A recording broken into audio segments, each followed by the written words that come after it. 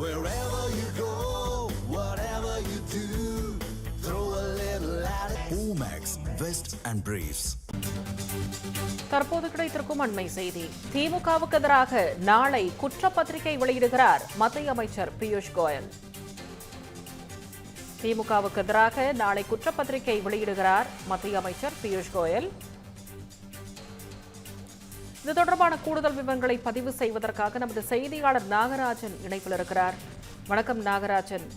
தேர்தல் நெருங்கும் நேரத்தில் தற்போது திமுகவுக்கு எதிராக நாளை குற்றப்பத்திரிகையை தாக்கல் செய்வதாக மத்திய அமைச்சர் பியூஷ் கோயல் அண்மை செய்தியை பார்த்துக் கொண்டிருக்கிறோம். இது தொடர்பான முழுமையான விவரங்களை பதிவு செய்ய நாகராஜன். சென்னை கமலாலயத்துல மாலை 3 மணிக்கு திமுகவுக்கு எதிரான அந்த குற்றப்பத்திரிகையை மத்திய அமைச்சர் பியூஷ் கோயல் தாக்கல் செய்ய இருக்கிறாரு. குறிப்பா இந்த ஃபார்மேட்டை நம்ம பார்த்திருந்தோம்.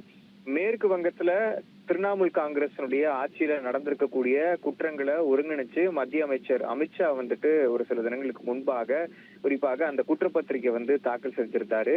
அப்படி இருக்கக்கூடிய சூழல்ல இங்க தமிழ்நாட்டிலையும் திமுக ஆட்சியில நடந்திருக்கக்கூடிய ஊழல் குற்றச்சாட்டுகள் ஆகட்டும், அதே போல டாஸ்மாக்ல நடைபெற்றிருக்கக்கூடிய ஊழல், குறிப்பா அந்த செந்தில் பாலாஜி வழக்காகட்டும், KN நேரு மேல இருக்கக்கூடிய அந்த ஒவ்வொரு வழக்கு உள்ளிட்ட பல்வேறு விஷயங்கள் சம்பந்தமான குற்றப்பத்திரிகை, திமுக ஆட்சியில நடந்திருக்கக்கூடிய முக்கியமான குற்றங்கள் என்னென்ன அப்படின்றதெல்லாம் ஒட்டுமொத்தமா சேர்த்து வச்சு இந்த சார்ஜ் ஷீட்னு சொல்லப்படக்கூடிய குற்றப்பத்திரிகையானது நாளைய தினம் மத்திய அமைச்சர் பியூஷ் கோயல் வெளியிட்டிருக்கிறாரு. ஏற்கனவே பாஜக குறிப்பாக திராவிட முன்னேற்ற கழகம் அவர்களுடைய ஆட்சியில நிறைவேற்றாத வாக்குறுதிகளை அடுக்கடுக்க ஒவ்வொரு முறையும் சமூக வலைதளங்களும் சரி, வெளியில நிகழ்வுகளையும் சரி சொல்லிட்டே இருக்கிறாங்க. அப்படி இருக்கக்கூடிய சூழல்ல அவர்கள் செய்திருக்கக்கூடிய குற்றங்களையும், தமிழ்நாட்டுல பெண்களுக்கு எதிரான பாலியல் குற்றங்கள் என்ன நடந்திருக்கு, அதுக்கு அரசு பொறுப்பேற்கக்கூடிய சூழல்கள் உள்ளிட்ட பல்வேறு விஷயங்களையும் அப்பப்போ அவங்க வெளியிட்டு வராங்க. அதெல்லாம் ஒருங்கிணைச்சு இந்த தேர்தல் சூழல்ல, தேர்தல் களத்துல அடுத்த கட்டமா பரப்புரைக்கு செல்லக்கூடிய நிலையில முக்கியமான ஒரு திருப்பமாக இந்த குற்றப்பத்திரிகையானது அங்க மேற்கு வங்கத்துல தாக்கல் செய்தது போலவே தமிழ்நாட்டிலும் நாளை தினம் மாலை தாக்கல் செய்யப்பட இருக்கிறது.